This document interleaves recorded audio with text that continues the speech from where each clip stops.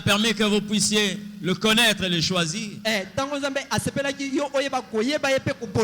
Vous ne vous êtes pas trompé dessus. Non. Alléluia. Amen. Nous sommes en train de passer des moments où nous parlons sur le Saint-Esprit. Bien-aimé, la pensée de Dieu, je ne cesse de le répéter. C'est bien de noter. C'est bien d'enregistrer. Mais c'est mieux d'appliquer. Alléluia. Amen. C'est mieux d'appliquer.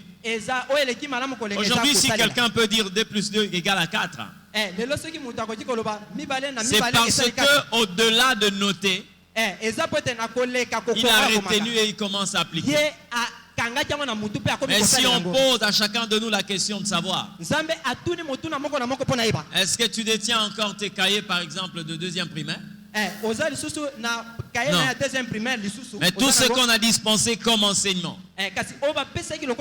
c'est ce qui est en train de nous influencer jusqu'à aujourd'hui. C'est qu'on avait reçu à l'école primaire, ce que nous avons reçu au CP1, première primaire, nous gardons cela jusqu'à aujourd'hui. Et pourtant, nous n'avons même plus quelquefois le feuille de nos cahiers. Quand Dieu nous parle, il apporte une nouvelle façon de vivre. Le Saint-Esprit viendra sur toi. Le but de ces enseignements, c'est pas que lorsque nous arrivons à la fin, nous avons fini le séminaire et c'est fini. Non. Vous comprenez ce que je dis? Parce qu'il y a un risque que vous puissiez connaître une certaine dimension et revenir à la case du départ. L'arrivée de l'Esprit, il apporte certaines choses pour tuer d'autres choses. Le Saint-Esprit vient pour remplacer ce qui a été ôté. Et lorsque vous avez reçu une dimension nouvelle, ce que le Seigneur vous demande, c'est de garder cette dimension. Donc le premier travail, c'est d'abord de garder. Et le second travail, c'est de multiplier ce que vous avez reçu. Quelqu'un dit Amen. Le Saint-Esprit viendra sur toi. Luc chapitre 1, le verset 35. Vous savez, même pour un même passage de la Bible, Dieu peut vous enseigner 15 mois. Amen. Luc chapitre 1, le verset 35. Si tout le monde est là, nous allons lire la parole du Seigneur. L'ange lui répondit, le Saint-Esprit viendra sur toi, et la puissance du Très-Haut te couvrira de son ombre. C'est pourquoi, dis après moi, c'est pourquoi. C'est pourquoi. Le saint enfant qui naîtra de toi sera appelé Fils de Dieu. Quelqu'un dit Amen. Et le Seigneur Dieu nous bénisse. Mettons-nous. Je l'ai dit ici, il est question d'une personne, une femme, au nom de Marie. Mais je ne vais pas prêcher sur Marie parce qu'elle n'est pas actrice ici. Marie n'est qu'un instrument. Et le Seigneur a utilisé. Et j'ai compris pourquoi les gens sont tombés dans le culte de la personnalité sur Marie. C'est parce qu'ils n'ont pas identifié le véritable acteur dans ces textes. Pourquoi les gens sont tombés dans ces cultes de personnalité qu'on qualifie d'idolâtrie? C'est tout simplement parce qu'ils n'ont pas compris le véritable acteur. Il me sera difficile de récapituler tout ce que nous avions dit durant la semaine. Mais saisissez seulement la dimension que Dieu va transmettre aujourd'hui. Nous parlons de l'Esprit qui est venu dans la vie d'une personne au nom de Marie. Nous mettons Marie de côté, le nom de Marie, mais nous parlons d'une personne parce que Il s'agissait d'une femme ordinaire. J'aimerais dire à quelqu'un, le Saint-Esprit vient dans la vie de quelqu'un dans la pensée de reprogrammer l'homme. Vous comprenez ce que je dis? Quand le Saint-Esprit vient, vous savez, il y a certains appareils, certaines machines, il y a même des véhicules ultra-électroniques. Lorsqu'il y a un problème qui est rentré dans le système électronique, si on ne sait pas le réparer, on reprogramme la voiture. Vous comprenez? On va reprogrammer, c'est-à-dire on va réinitialiser. Même les téléphones, lorsqu'on parle du formatage, donc on a formaté. C'est une manière de reprogrammer cette chose. Aujourd'hui, vous pouvez avoir, par exemple, un téléphone qui ne fonctionne plus bien. C'est-à-dire, il y a un dysfonctionnement. Maintenant, dans votre pensée, vous voulez que ce téléphone fonctionne comme il fonctionnait. Alors, il faut une reprogrammation. L'homme a été créé par Dieu. Il vivait dans le luxe, il vivait dans l'intimité parfaite avec le Seigneur. C'est quelqu'un qui n'avait pas besoin de fermer les yeux pour connaître la volonté de Dieu. L'homme n'était pas dans la dimension de s'agenouiller pour connaître qu'est-ce qu'il pense Dieu. Tellement que l'intimité était forte et grande. L'homme connaissait la volonté, puisqu'il vivait dans la volonté de Dieu, il avait l'esprit de Dieu. Le péché est intervenu. Je vais vous expliquer ça par des termes simples avant que je commence à parler sur la prédication d'aujourd'hui. Le péché est venu. Le péché vient dans la vie de l'homme comme un virus. Et ça vient bloquer le fonctionnement qu'il a trouvé dans l'homme. Lorsque on veut même allumer les téléphones, ça peut faire 2 minutes. Même la vitesse commence à diminuer. Certaines fonctions prennent beaucoup de temps pour s'ouvrir. Alléluia. Amen. Et maintenant, l'Éternel Dieu, voyant que l'homme devenait un être dysfonctionné, il va envoyer le Saint-Esprit. Le Saint-Esprit vient, il reprogramme l'homme. Il va lancer la reprogrammation. Il va réinitialiser l'homme. Et quand il réinitialise l'homme, l'homme rentre dans la pensée originelle de Dieu. Parce que nous avons ici sur terre 2 catégories de personnes. Des personnes qui fonctionnent selon le virus qui est introduit dans le monde. C'est-à-dire les gens qui marchent dans le péché et qui sont influencés par le pouvoir du péché. Et les gens qui n'ont pas la vue du monde bien qu'étant dans le monde.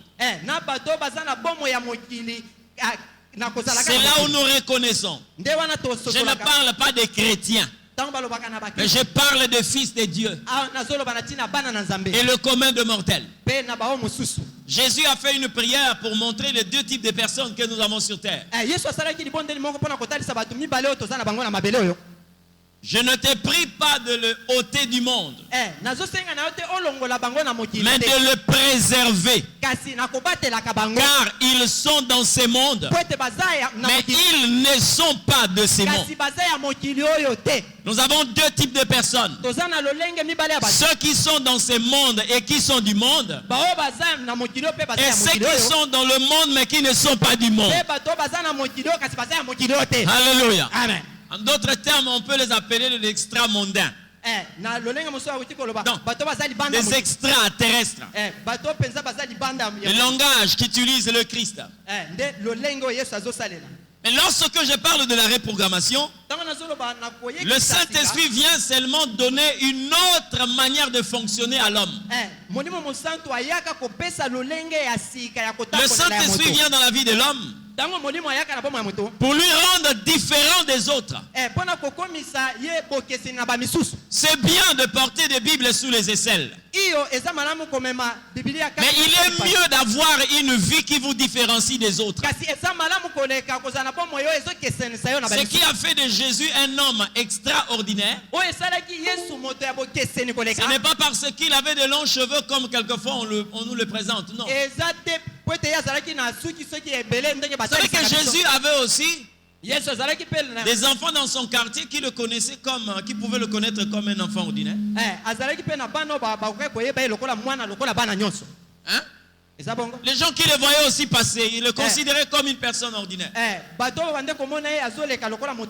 qui a fait de Jésus un homme extraordinaire, c'est qu'il avait l'esprit que les hommes n'avaient pas. Jésus n'avait pas 3 jambes. Il n'avait pas 2 têtes. Il n'était pas un homme castard ou baraqué, non. Il était un homme normal. Et Esaïe va même plus loin, jusqu'à dire qu'il n'avait ni beauté ni éclat pour attirer nos regards. Mais qu'est-ce qui a fait que Jésus aujourd'hui, on parle de lui de Genèse Apocalypse, vous sortez de la Bible, vous entrez dans les livres d'histoire, on ne parle que de Jésus. Vous comprenez ce que je dis? Qu'est-ce qui a fait que ce type-là devienne une référence pour l'humanité? Même pour les gens qui ne l'acceptent pas, ils prennent le Christ comme une référence. En l'an 633 avant Jésus-Christ. Pourquoi? On parle même des grands philosophes qui ont eu à contredire l'existence de Dieu. Mais lorsqu'on cite leur nom, on donne l'année, on cite le nom de Jésus. Pourquoi? C'est parce que il avait l'Esprit de Dieu, le Saint-Esprit de Dieu. Et les gens ont témoigné qu'il avait l'Esprit sans mesure. Les gens se posaient la question de savoir quelle est cette doctrine. Il prêche comme ayant autorité. Ça, ce sont les détracteurs. Mais Jésus ne prêchait pas comme ayant autorité, il prêchait avec autorité. C'est normal qu'il parle de la façon parce que ils n'avaient pas l'Esprit de Dieu. Mais écoutez bien aimé, au-delà de tout ce que nous avons dit, pourquoi l'Esprit doit venir dans la vie de quelqu'un? C'est notre travail de ce matin. Tu vas comprendre que Dieu est en train de t'inviter à une autre dimension de vie. Lorsque l'ange va rencontrer Marie, il dit à Marie, tu enfanteras un fils. Marie lui pose la question. Comment cela va se faire? Parce que je ne connais point d'homme.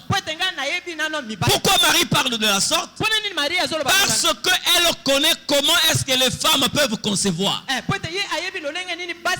Cette école a commencé par Ève jusqu'à la mère de Marie. Cette vie influence toutes les femmes sans exception aucune. Même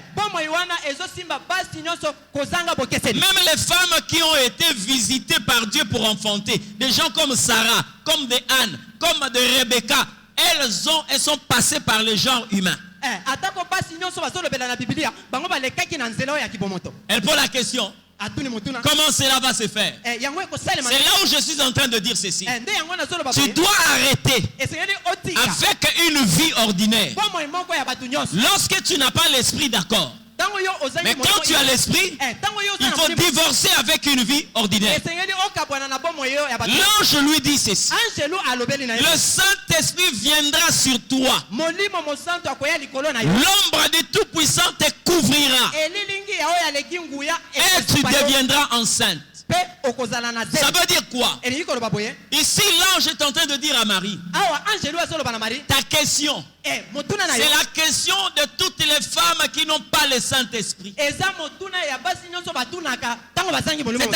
elles mènent cette vie parce qu'elles n'ont pas encore contacté la dimension que tu vas recevoir par l'Esprit. Alors si tu veux échouer, inspire-toi de ces femmes. Mais si tu veux réussir avec Dieu, alors prends la nouvelle dimension de vie avec le Saint-Esprit. Comment cela va se faire? Il viendra sur toi et tu enfanteras. Humainement parlant, c'est normal que Marie soit la fille d'une femme. Parce que la mère de Marie devait enseigner à Marie comment est-ce que les femmes enfantent. Donc c'est normal qu'on appelle Marie la fille de sa mère. Parce qu'elle doit apprendre auprès de sa mère comment les femmes enfantent avec l'esprit humain. Maintenant là, par rapport à l'esprit, Marie est la seule femme à enfanter pas comme les femmes enfantent. Automatiquement, si la mère de Marie veut connaître comment les femmes enfantent avec le Saint-Esprit, elle doit apprendre auprès de Marie. Et automatiquement, Marie devient la mère de sa mère. Donc, par rapport à la dimension de l'Esprit, Marie est devenue la mère de sa mère. Parce que c'est elle qui doit normalement enseigner à sa mère. Là où j'ai compris pourquoi les catholiques se sont embrouillés. Au lieu d'appeler Marie la mère de sa mère, il appelle Marie la mère de Dieu. Il ne peut pas appeler Marie la mère de Dieu. Marie est la mère de sa mère. Parce que Dieu n'enfante pas comme les femmes enfantent. Comprenez ce que je dis? Dieu n'enfante pas comme les femmes enfantent. Si les femmes utilisent la voix basse, l'Éternel utilise la voix haute. Donc Marie ne peut pas être, si Jésus était sorti par la voix haute, on pouvait dire que Marie est la mère de Dieu. Et comme Jésus est sorti par la voix basse, on ne peut appeler Marie que la mère de sa mère. Vous comprenez ce que je dis? Il y a une seule personne dans la Bible qui a imité la manière dont Dieu enfante. Elle s'appelle Naomi. Mais qui avait compris ça, c'était Ruth. Naomi va dire à Ruth, il ne faut pas me suivre. Je ne suis plus capable de mettre au monde. Parce qu'il faut que j'enfante pour que je te donne encore un autre enfant. Mais moi je suis déjà vieille. Mon mari est mort. Mais Ruth a compris. Il s'agit ici de Dieu. Il s'agit de Dieu. Je sais que quand Dieu n'est plus capable de donner naissance par la voix basse au travers d'une femme, je suis Dieu. Ton Dieu sera mon Dieu. Là où tu mourras, je mourrai. Mais Ruth a compris que Naomi a la capacité d'enfanter par la bouche. Pourquoi? Le ministère de Naomi représente le ministère de Christ. Comment est-ce que le pain est sorti de la boulangerie? Il y a quelqu'un qui a abandonné la boulangerie pour se retrouver à Moab. Les gens condamnent Naomi. On condamne Naomi pour dire que non, bon voilà, Naomi a laissé Bethléem. Elle est allée à Moab. Écoutez-moi très bien. Vous allez vous rendre compte de ceci. Il y a quelqu'un qui est venu nous donner le salut, mais il a d'abord quitté. Vous comprenez ce que je dis? Il s'est retrouvé parmi les païens. Il a abandonné sa gloire. Il est venu parce qu'il y avait une Ruth qui devait normalement intégrer la race de Dieu. C'est la personne de Jésus. Et Ruth avait compris ça. Si cette femme n'est plus capable d'enfanter par la voix basse, c'est-à-dire Dieu l'a rendu capable d'enfanter par la bouche. Et Boaz qui va épouser Ruth, c'est un enfant que Naomi avait enfanté par sa bouche. Et quand elle a dit à cet homme-là, il ne se donnera pas de paix tant qu'il n'a pas fini cette affaire. Et c'est comme ça que cela va se faire.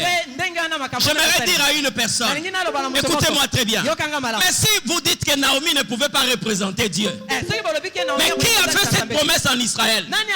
Partout où foulera la plante de tes pieds, je te le donne en possession. Qui avait fait cette promesse? Est-ce que ce n'était pas Dieu? Mais pourquoi Naomi va dire à Ruth, va seulement coucher au pied de Boaz? Pourquoi elle va dire ça? Parce qu'elle comprenait qu'elle était dans la dimension de Dieu. Partout là où Boaz foule ses pieds, cette terre-là lui est donnée. C'est Naomi qui avait compris cette dimension de vie. Alléluia. Amen. Lorsque le Saint-Esprit vient dans la vie de quelqu'un, il ne vient pas pour laisser cette personne comme ça, non. Tu dois développer la vie que le Saint-Esprit apporte dans l'homme. Avec un Dieu extraordinaire, tu ne peux plus mener une vie ordinaire. Ça ne s'explique pas et ça ne se justifie pas. Alors Marie va développer une vie qu'aucune femme n'a. Elle va concevoir sans perdre sa virginité, ça n'a jamais existé. Elle va entretenir une grossesse sans pourtant qu'on lui parle des souffrances de la grossesse. Lorsque vous lisez la Bible, vous allez vous rendre compte que même Marie, on n'a jamais parlé de la douleur d'enfantement. Pourquoi? Parce que normalement, avant l'arrivée de Jésus, aucun homme ne pouvait souffrir pour Dieu. Il fallait d'abord que lui souffre pour nous, afin que nous puissions souffrir pour lui. La Bible me dit ceci: le temps où Marie devait accoucher arriva. On ne parle pas de la douleur d'enfantement, mais on parle seulement du temps. Vous comprenez ce que je veux dire? Seulement du temps. Le temps où Marie devait accoucher arriva. Et Marie a accouché sans l'assistance d'une femme sage. Pourquoi? Celui qui sortait là, c'était l'arche de l'Éternel Dieu. Celui qui est en train de sortir, c'était la représentation de l'arche de Dieu. Pour le toucher, il fallait seulement un lévite. Comprenez ce que je dis? Parce que si tu touches l'arche de Dieu sans que tu sois consacré, tu seras frappé comme Uza. Dieu a permis que Marie enfante seule. Lorsque le Saint-Esprit arrive, c'est pour une vie extraordinaire. Quand l'Esprit arrive, c'est pour une vie extraordinaire. Comment est-ce que vous pouvez avoir l'Esprit et développer une vie commune? Non. Non. L'Esprit amène la vie de Dieu dans l'homme. Vous savez, nous avons des familles. Et ça, c'est vraiment une monnaie courante aujourd'hui. Quand les gens parlent des liens familiaux, chacun de nous ici est fils de son père. Chacun de nous ici, même moi, biologiquement parlant, je suis fils de mon père. Parce que je porte son nom. Toi aussi. Et ça fait de sorte que lorsqu'on est attaché à un homme, on peut commencer à recevoir ce que nous appelons l'hérédité. Donc, sa façon d'être, sa vie. Et c'est là où on parle de liens familiaux. Mais comment est-ce que la Bible qualifie cela? La Bible appelle ça la vaine manière de vivre que vous avez hérité de vos parents. Maintenant, quand l'Éternel arrive, par son esprit, lorsque vous lisez Romains chapitre 8, le verset 14, la Bible dit tous ceux qui ont l'esprit de Dieu sont fils de Dieu. Quand l'esprit arrive, il arrête le processus de votre fils d'homme. Il arrête ce processus-là. Il arrête ça.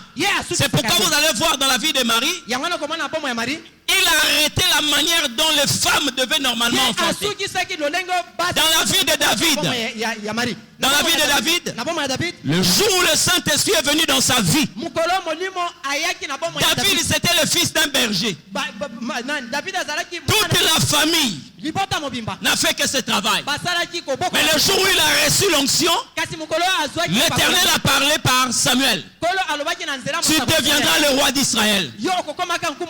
Donc les gens peuvent se poser la question de savoir, mais par quel touchement? Comment est-ce qu'un roi doit sortir dans une famille de bergers? C'est parce que l'Esprit est venu arrêter la vie de fils d'homme. Et il a introduit dans la vie de fils de Dieu. En tant que fils de mon père, j'ai l'héritage de mon père. Mais en tant que fils de Dieu, j'ai l'héritage de Dieu. Alléluia. Amen. Le Saint-Esprit ne peut pas venir dans la vie d'une personne et laisser cette personne dans la dimension de fils d'homme.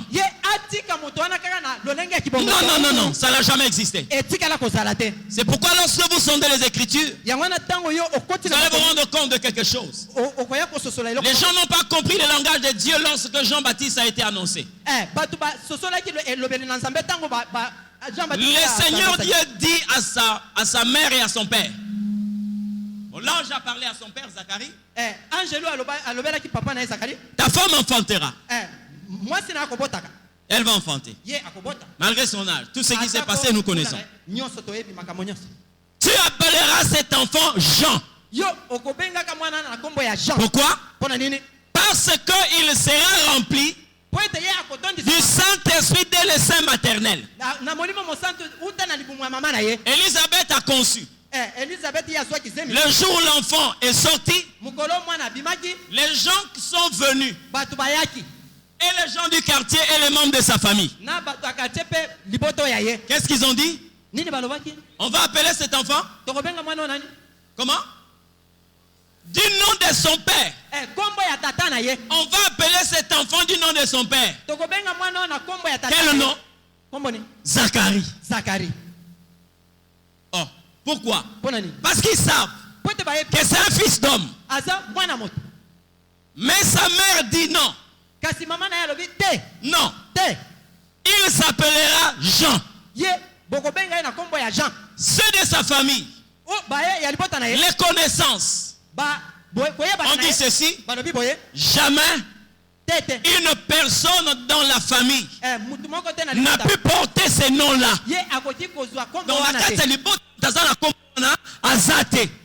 Tu ne peux pas donner à cet enfant ces noms de gens. Pendant que son père était muet, il a pris une tablette. Il va écrire son nom. C'est Jean. Quand il a écrit Jean, la Bible dit sa langue s'est délia.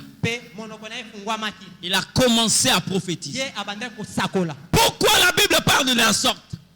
Les gens ont oublié. Ils attendaient Zacharie à l'extérieur. Qu'est-ce que je dis? Jean-Baptiste à l'extérieur, ce bébé-là. Or, déjà, Dieu avait changé son identité dès le sein maternel. Dieu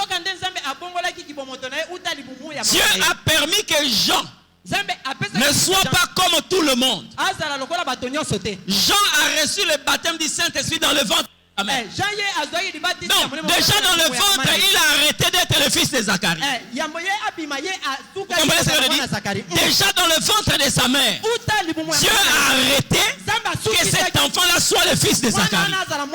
Pourquoi? Parce que il a reçu l'Esprit de Dieu. Et lorsque vous lisez le texte que nous avions lu ici, la Bible dit quoi? C'est pourquoi l'enfant qui naîtra de toi sera appelé fils de Dieu. Donc, lorsque on est en contact avec l'esprit, l'esprit arrête le processus de fils d'homme. Il arrête le processus de fils d'homme. Il vous fait rentrer dans la dimension de fils de Dieu. Vous comprenez ce que je dis? C'est ça l'esprit de Dieu. C'est ça la vie de l'esprit. Et vous devez arrêter de mener une vie comme si vous étiez en train d'appartenir à votre Père. C'est que vous appelez la délivrance. C'est tellement facile lorsque vous savez vous connecter à l'esprit. Non, la délivrance, on veut la délivrance, c'est vrai. Qu'est-ce qu'on parle de la délivrance? Il y a des gens qui vous disent que voilà, je suis comme ceci, je suis comme cela dans la famille, les gens ne prospèrent pas dans la famille. Il y a du... Bien-aimé, j'ai béni l'Éternel Dieu. Aujourd'hui, pendant que j'étais en train de me reposer, le Seigneur me fait voir quelque chose. Les gens qui étaient en prison, dans un endroit, même moi dans la vision, je n'avais pas compris ça. J'arrive, j'étais allé voir certaines personnes, mais à la sortie, je trouve là des pièces d'identité.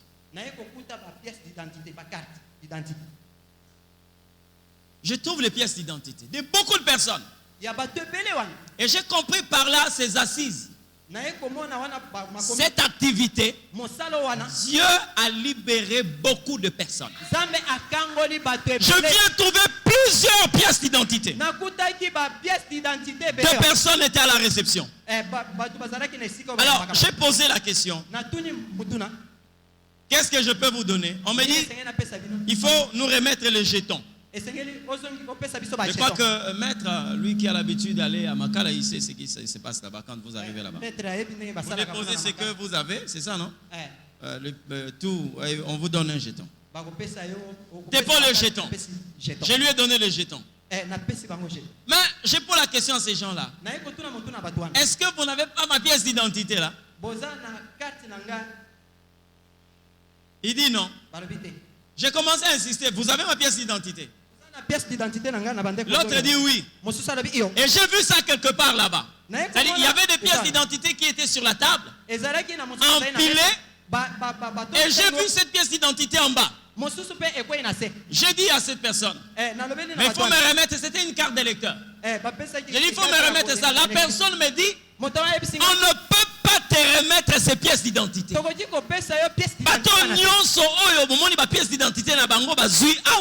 On ne peut plus leur restituer ça. Et c'est là où le Saint-Esprit a dit, c'est dans cette pièce-là qu'il y a le nom de ton père. Mais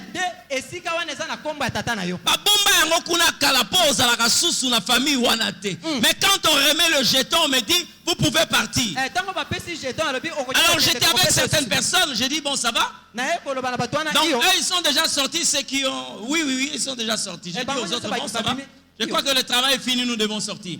C'est là où j'ai compris la pensée de Dieu. Aujourd'hui, il a arrêté le processus de fils d'homme. Parce que tu dois commencer la vie d'un enfant de Dieu. La vie du fils de Dieu. Comment doit-on reconnaître que c'est Dieu? Ce n'est pas seulement le fait de dire que non, non.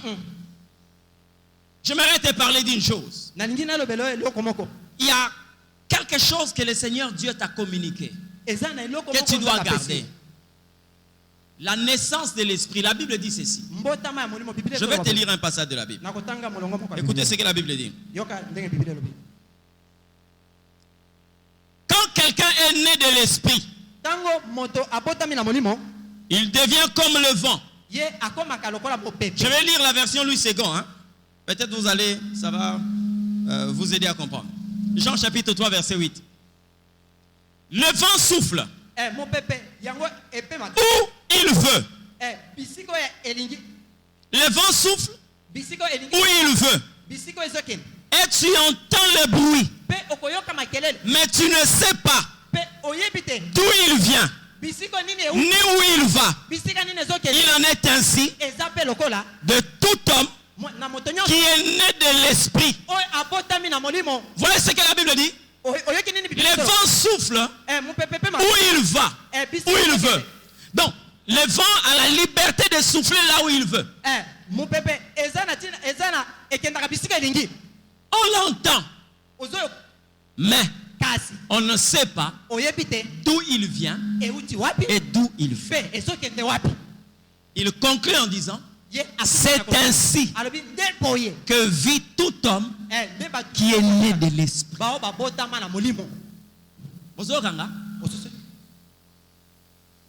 Vous comprenez ce que je dis? Donc l'éternel Dieu donne à l'homme une vie comme le vent quand on est né de l'esprit. Donc c'est des gens insaisissables. Tu ne peux pas le contrôler. Tu sens sa présence, mais tu n'as pas le pouvoir d'orienter. Tu n'as pas le pouvoir de le bloquer. Tu n'as pas le pouvoir. C'est comme ça que doit vivre le Fils de Dieu.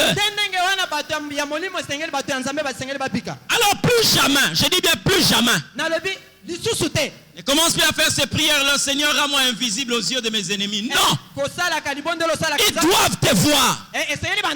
Ils doivent te voir. Alléluia. Amen. Ils doivent te voir. Le vent, quand il souffle, tout le monde sait que le vent est là. Personne n'a le pouvoir de le dompter.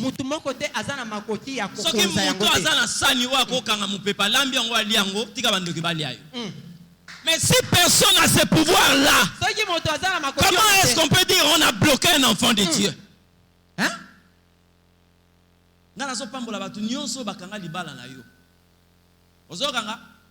Na pamboli batu nyonso bakanga mbongo na yo bakanga ngo na pamboli bango batika lokanga ngo susu. O bakanga richesse na yo bakanga ngo. Oh non bakanga bana tika bango bakanga. Comprenez ce que je dis? Devenez triste, hein? Bato bakanga mbongo na yo ngala pamboli bango na tongo batika na nango bakanga ngo. D'accord? Le problème n'est pas ta bénédiction. Le problème n'est pas ton mariage. Le problème c'est toi. Si les gens ont bloqué ta bénédiction, l'Éternel t'a permis d'aller vers la bénédiction. C'est-à-dire que toi tu es un vent. Là où tu pars, tu vas où tu veux. Donc, bien aimé, mais Nzamba lobi boye. Le vent souffle où il veut. Comprenez ce que je dis? Bloque mon travail. Mais tu vas te rendre compte que quand j'aurai l'envie de travailler, je vais le travail. Parce que moi je suis un vent. On ne peut pas me maîtriser. On ne peut pas me diriger. On sait qu'il est là, mais on n'a pas le pouvoir de le dompter. C'est ça le vent. Et lorsque je me connecte à l'esprit, la même Bible est en train de me montrer comment est-ce que l'esprit a clarifié cette expression de vent. Le vent ici est dans un terme général. Mais lorsque vous rentrez en profondeur, vous vous rendez compte qu'il y a plusieurs types de vent. Il y a ce qu'on appelle le typhon. De vent puissant. Il y a ce que nous appelons des ouragans. Vous comprenez ce que je dis? Le jour où l'esprit descend, la Bible dit, ils étaient sur la chambre haute. Ils ont entendu le bruit d'un vent impétueux. Un vent impétueux. Personne n'avait le pouvoir de l'arrêter. Personne n'avait le pouvoir de le contrôler. Et quand ce vent-là s'est manifesté, nous avons vu des peureux devenir des hommes courageux comme Pierre. Nous avons vu des gens qui craignaient les témoignages de femmes casser la porte et témoigner devant plus de 3000 personnes. C'est ça l'esprit de Dieu. Quand il vient dans l'homme, il imprime dans l'homme un autre caractère. Bien aimé, un enfant de Dieu, tu ne peux pas le contrôler. Il faut qu'on arrête ce genre de prédication dans l'église. Hein? Tu bloques un enfant de Dieu. Tu bloques ses avoirs. Mais comment tu peux faire ça? Comment tu peux le faire? J'ai prie Dieu qu'à partir de ce matin, que tu commences à célébrer une nouvelle identité. Quel éternel Dieu, je dis bien, quel éternel Dieu. Quel éternel Dieu confisque ton identité spirituelle.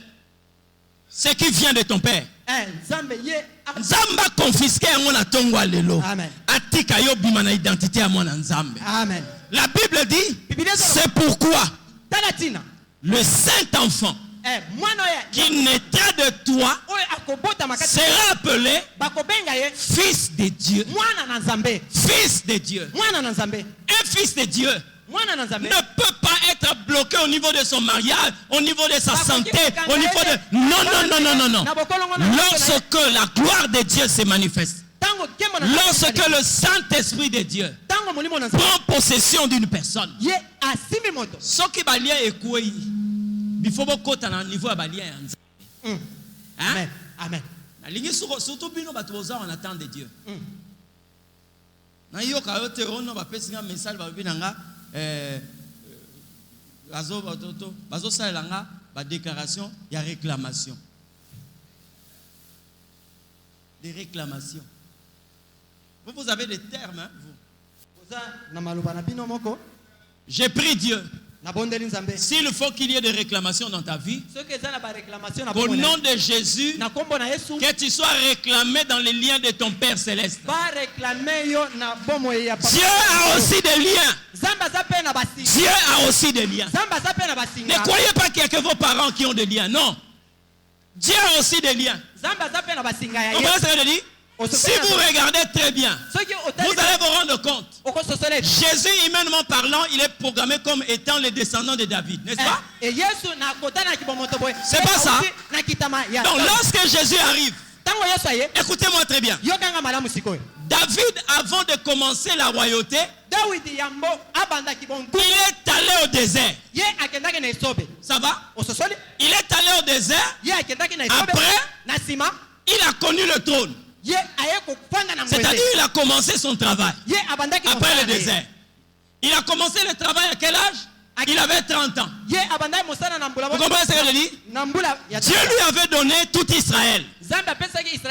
Mais à un certain moment, lui devait il devait régner à Hébron. À Hébron, il a fait 7 ans en tant que roi.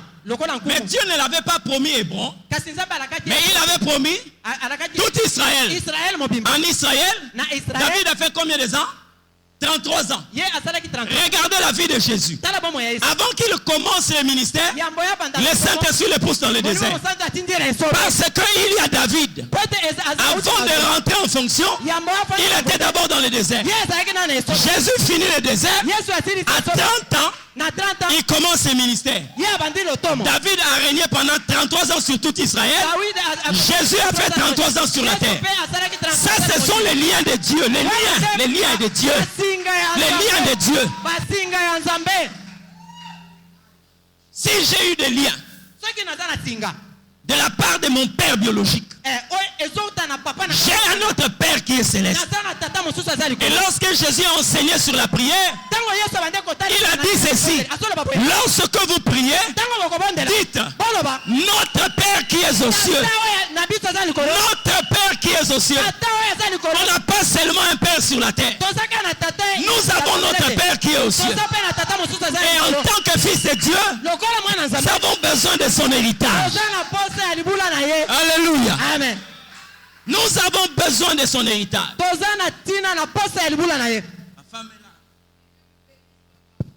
Ma femme est là, il y a des moments, quelquefois, elle est dérangée de la manière dont je me fâche avec Dieu. Ça va t'étonner.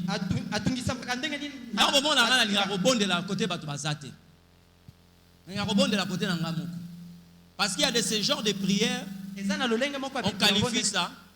n'est pas mettre à la portée des enfants.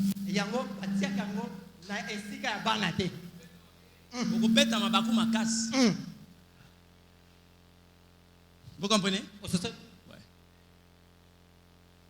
Il y a un pasteur qui est venu me raconter ce qu'il a entendu à Mangengege. Il était en train de prier. Pendant qu'il priait, il s'est déplacé. Il est arrivé quelque part. Il a trouvé un papa au coin d'un arbre en train de prier. Tellement qu'il priait à haute voix, sa prière est devenue comme une distraction pour lui. Parce qu'il a entendu ce papa dire, quand azo sambela, azo loba, nzambe, pona nini ozala kwa mwana mukebo. Hein? Moi-même, j'ai entendu aussi quelqu'un dire à Dieu, Seigneur, il faut être responsable. Mais quand vous entendez ça, ça va vous pousser à rigoler. Mais vous ne savez pas dans quelle dimension il dit ça. Alléluia. Amen. Dans quelle dimension il est en train de parler? Il y a des personnes, lorsqu'ils me voient quelquefois parler avec mes enfants, il y a des gens qui sont scandalisés.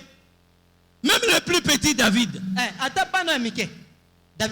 Imaginez que mon plus petit là, le dernier là. Il me dit, si tu fais ça, tu n'es plus mon ami.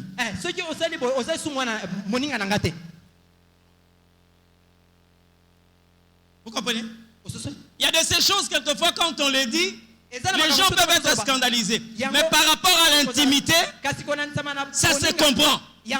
Vous arrivez au salon, quelquefois ils ont la télécommande en train de suivre. Je dis, non, je vais suivre l'information. Vous entendez même une qui sort et qui se lève là, il dit, non papa. Tu es seulement comme ça, information. Mais bien aimé, vous allez me dire, mais comment les enfants? Non. C'est-à-dire que là, quelquefois, ça nous fait rire parce que c'est l'intimité. Vous comprenez un peu? Donc, makamusu selon mon ensemble, sorokolite koyoka yangote. Moi, je connais mon père. Hein? Je connais mon père. Et je connais de quoi il est capable. Et quand je me rends compte que je suis bloqué à un certain niveau, mais je rentre vers lui. Hein? Quelquefois, peut-être, nous manqué respect, mais pour nous tellement. Amen. Mobile Kokota Nanda a $10 000. Après $50. Ta réaction va être comment? Hein? Comment va être ta réaction?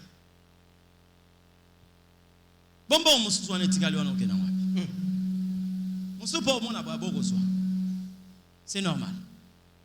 Papa venait de prendre le décompte final, par exemple. Papa a eu le décompte final. On a payé $25 000. Il a 3 enfants à la maison. Il sort $300. $100, $100. Moi, je suis puissance et vous comprenez? Alors, moi, j'apprends. Je dis bien, j'apprends. Un homme a la capacité de donner à son fils $10 000 par semaine. Un Saoudien. $10 000 par semaine, argent de poche. Ça c'est pour toi. Il est méchant. Il est un homme mortel. Mais mbongo wana pesa kaka azo exploiter ka pétrole ya muke. Nzambe azatato ya ngai.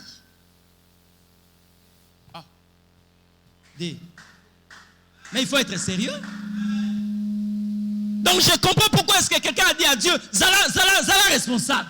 Nous sommes tes enfants. Nous sommes tes enfants. Moi, je ne peux pas nourrir les enfants du voisin et laisser mes propres enfants. Ça ne peut jamais exister. Alléluia. Ça ne peut jamais exister. Amen. Ça ne peut jamais exister.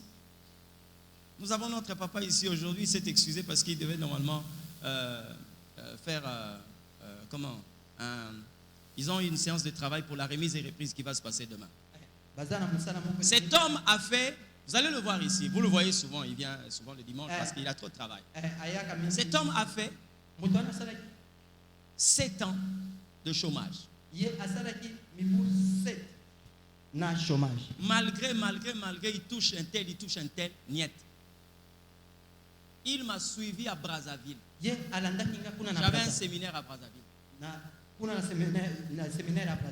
Malgré ses maigres moyens, il a payé l'hôtel jusqu'à ce que je finisse le séminaire.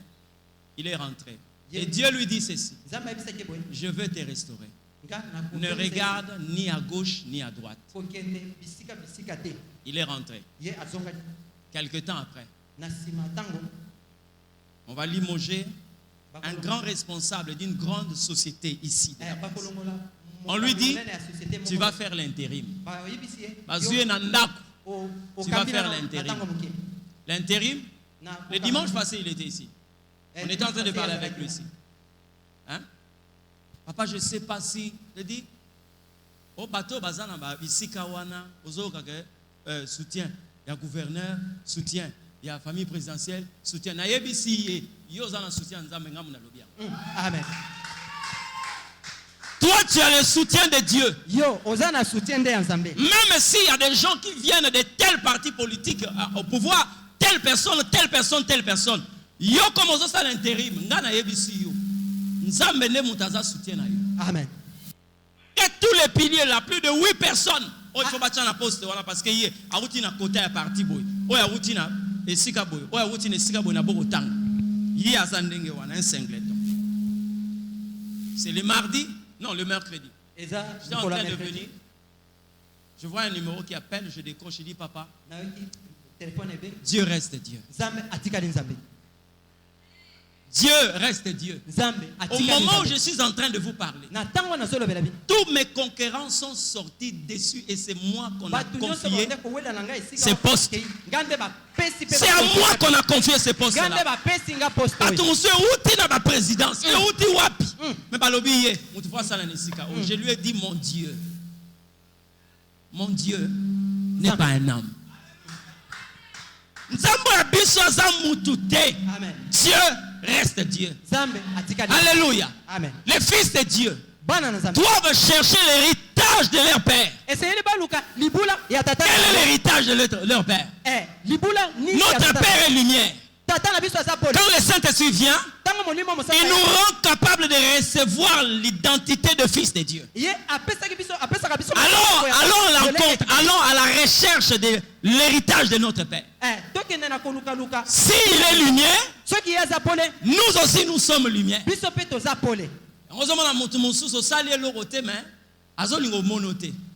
faut pas le condamner. Vous savez, quand quelqu'un est dans le noir, si vous le torchez comme ça, réaction liboso fois kangamis. N'est-ce pas? Pourquoi? Quand on est lumière, les gens ne m'auront pas te voir.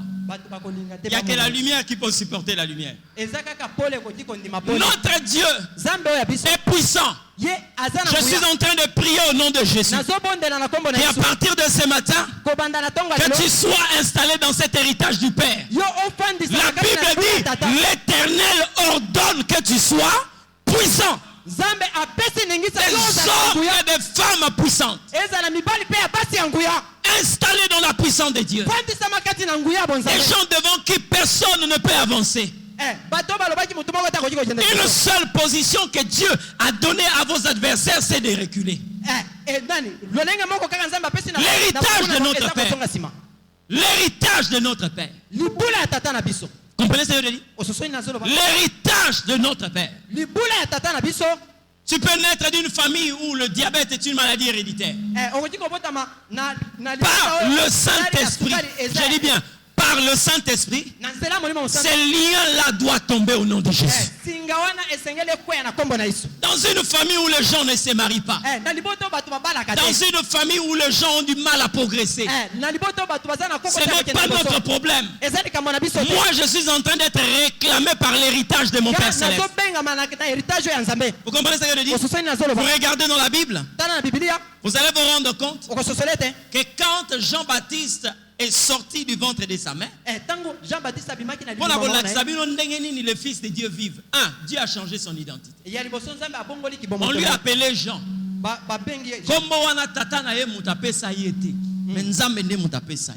Regardez dans la Bible tout cela à qui Dieu a changé de nom. Regardez leur vie, vous allez vous rendre compte. Abraham était Abraham, Dieu lui a dit on t'appellera Abraham. Regardez la vie qu'Abraham avait après le changement d'identité. Comprenez ce que je dis? Regardez ça. Vous allez vous rendre compte. Il y a une autre vie qui est venue. Quand vous regardez Jean-Baptiste, il avait un autre style vestimentaire. Son père était un sacrificateur. Les sacrificateurs portaient de l'éphod, des vêtements sacerdotaux. Mais lui, Jean-Baptiste, il portait la peau de chameau. Les sacrificateurs étaient connus parce qu'ils avaient que 3 morceaux qu'ils mangeaient. Chaque fois, c'était la mâchoire, l'estomac et l'épaule. Vous comprenez? Mais le jour où Jean-Baptiste vient au monde, Dieu lui a donné un autre régime alimentaire. Il mangeait quoi? Le miel sauvage et les sauterelles.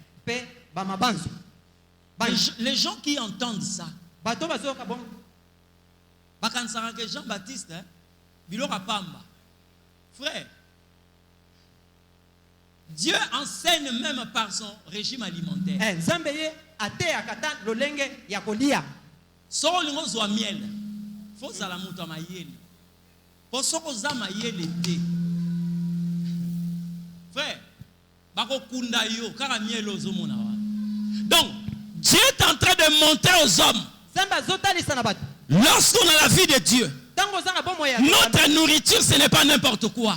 Nous gagnons notre nourriture là où il y a une puissante armée, mais comme nous avons la nature de plus que vainqueur, nous finirons par prendre le miel. Alléluia. Sauterelles, les sauterelles. Vous connaissez les sauterelles?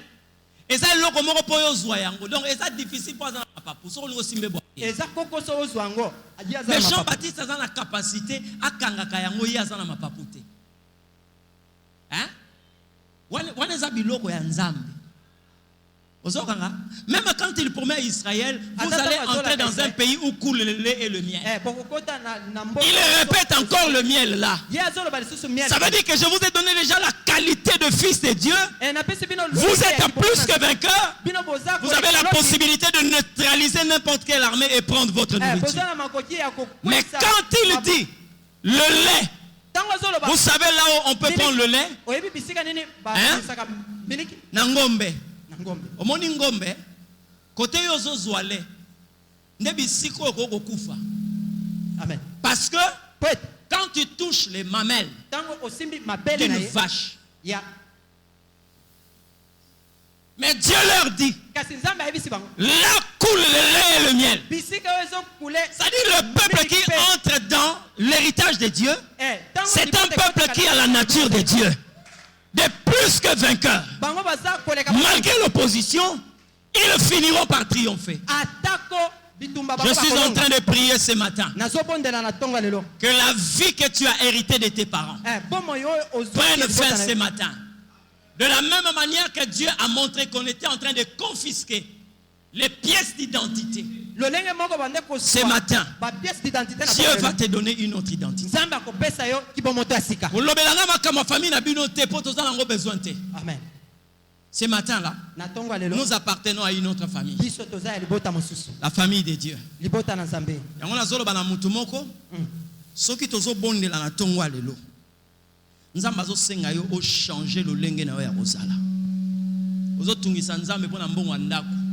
Aussi longtemps, la Bible est en train de dire: demande-moi, je te donnerai les extraits militaires pour possession.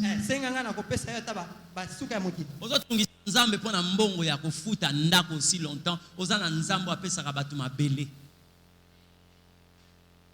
tu n'as pas compris? D'accord? Tu es en train de déranger Dieu pour des choses qui ne valent rien, sachant que ton père est le plus grand riche de ses morts. Par le Saint-Esprit que nous entrons dans cet héritage. Na tongo zolo bananzambe soki malado eza na ngai soki ezaki na yo liboso tika yango evanda. Ce que je suis en train de vivre, si c'est toi qui as commencé ça, en tant qu'un père, laisse que cela se répercute en moi. Soki yo mutoza célibataire à vie, tika nga pe na vana ndenge. Parce que comme le quoi héréditaire, ça c'est la vie de mon père. Ok? Ce qui y a des moutons, quelquefois que mbongo ezaramatata pona yo. Laisse-moi vivre dans la pauvreté parce que j'ai compris que réellement c'est la vie de mon père. Mais si ce n'est pas l'héritage de Dieu, ce matin, je dis bien ce matin, il faut que ces choses tombent. J'aimerais prier avec le Fils de Dieu. Je vais prier avec le Fils de Dieu. Pendant que j'étais en train de parler ici, il y a une voix qui se fait entendre pendant que je suis en train de prêcher. Dieu est en train de dire ceci. Il y a des personnes qui sont ici, qui sont en train de chercher du travail. Ça ne vient pas, tout simplement parce que l'Éternel vous a rendu capable de créer des travaux, plutôt de créer des professions, de créer des entreprises pendant que vous êtes en train d'attendre qu'on vous engage quelque part.